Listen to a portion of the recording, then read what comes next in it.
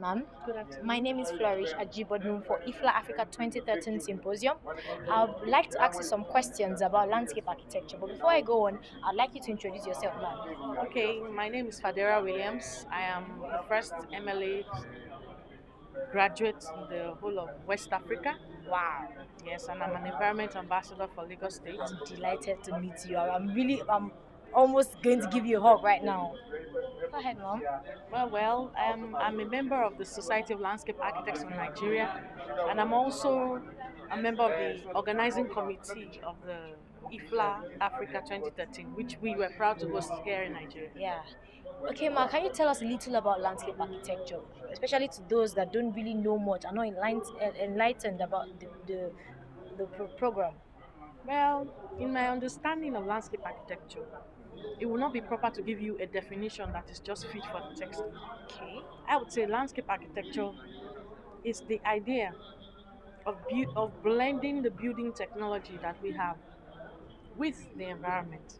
Mm. When I say building technology, I mean, is it a hospital? Is it a road? Whatever construction you're trying to do, how are you blending it with the environment? In other words, we're talking about shapers of the environment. Mm. I like to call us environmental doctors. Wow. Yes, that's what landscape architecture is all about in a nutshell. Okay, ma'am. Can you tell us the effect of landscape architecture on the economy at large and global warming? Wow, that's a big question because when you say landscape architecture and the economy, Yeah. then we're talking about the way landscape architecture can influence or has influenced the productivity level of a country or a region. And the truth is, there are so many opportunities for landscape architecture. In fact, when we neglect landscape architecture, what we do is that we expose ourselves, we become vulnerable to disasters. Mm. For example, in Nigeria last year, we lost some villages along the coast, along the roads from Lagos to Abuja, Wow. around the areas of Lokoja due to floods. Now, the truth is that when the architect is about to situate the building, when the landscape architect is not consulted, usually what happens is that the building or the construction is done at the expense of the environment. And what happens is after a while, it might last for 10 years, 15 years, but after a while, nature will kick back. And what do we have? We have economic losses. For example, those villages that were lost now, it's an economic loss. So you can see how landscape architecture is important Yeah. in our economy. Yeah. Apart from that, landscape architecture is a profession that gives you the opportunity to shape your environment. And so there are a plethora of avenues by which you can make money from. I mean, if it's just on a small scale gardening, down to the planning of big parks, down to planning of golf courses. I mean, you could just think about it. And when you talk about global warming, landscape architecture plays a key role because landscape architecture in the world, in the Western world, really now looks more inward on how we can minimize our activities to reduce the gases, to reduce the greenhouse gas emissions that cause the depletion of the ozone layer. We want to look at organic ways of doing things. We want to look at the resources, management of the natural resources, such that there is a replenishment of these resources at every point in time. You know, when we're able to do this, then the anthropogenic activities, which are human activities, will be tailored towards causing there to be a balance in nature. And when there's a balance in nature, that means that fine, we may not be able to do anything about what has already been done to the ozone layer. We may not be able to do anything about the current state of the carbon emissions in the atmosphere. But what we can do is to adapt to the foreseeable consequences of our actions. Another thing we can do is to mitigate or reduce or make sure that, fine, we've done some, but let's not keep doing more. Do you understand? And that's what the idea is all about. So, as a landscape architect, you play a key role in the amelioration of climate change. Yeah, that's beautiful, ma'am. Where do you see landscape architecture in Africa as a whole in the next 10 years? Well, I have a dream Yeah, I have a that dream. someday, as a landscape architect, will be able to be understood and recognized in Africa. I have a dream that someday landscape architecture will not just be a profession that is in the covers, but a profession which is known by all.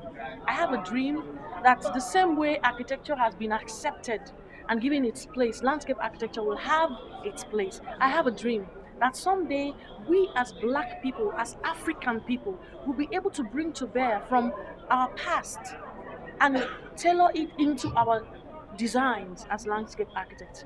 The dream that I have is that at some point in our lives, landscape architecture will have pervaded the fiber of the African culture.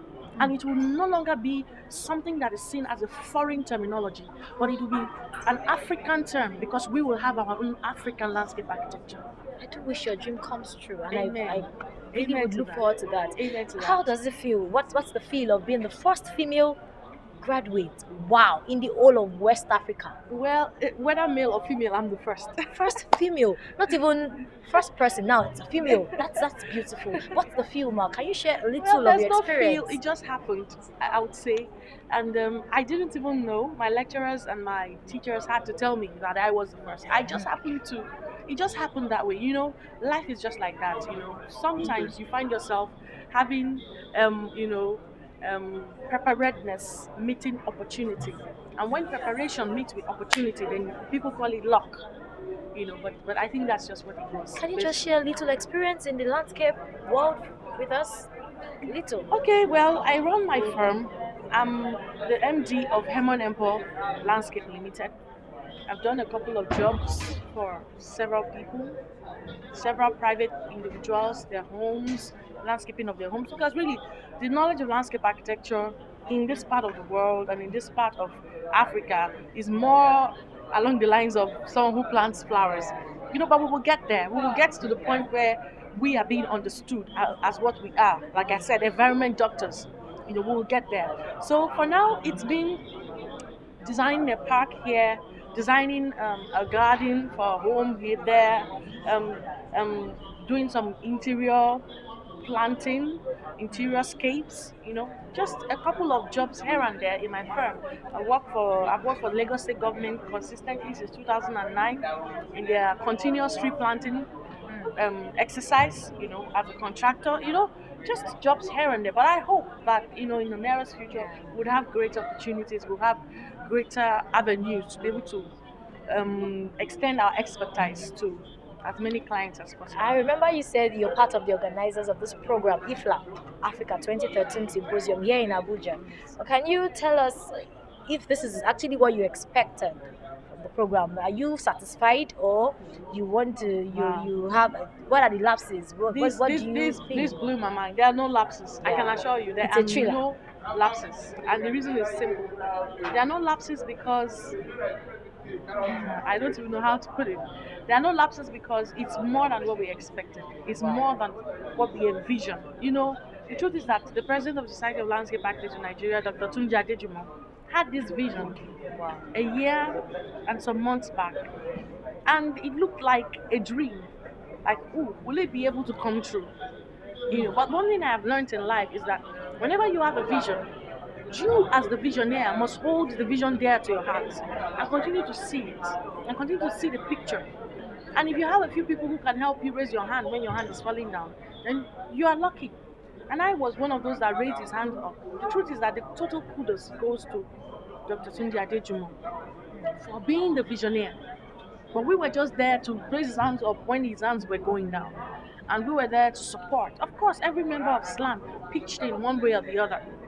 But the truth is, we must give kudos to the vision of Dr. Tunde Adejumo, and it is a reality.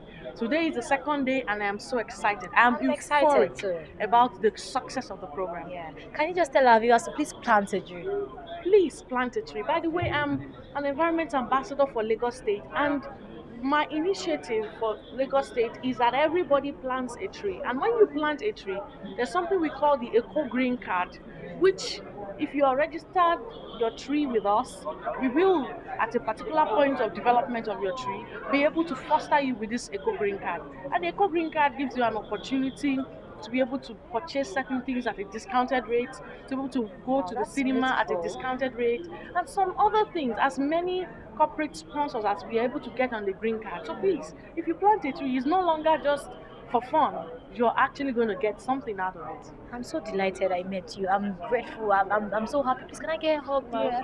Thank you so very much. I look forward to meeting you or seeing you some other time. Please have a splendid day. And you too, Have a dear. wonderful day, Thank ma'am. you. Bye, Thank ma'am.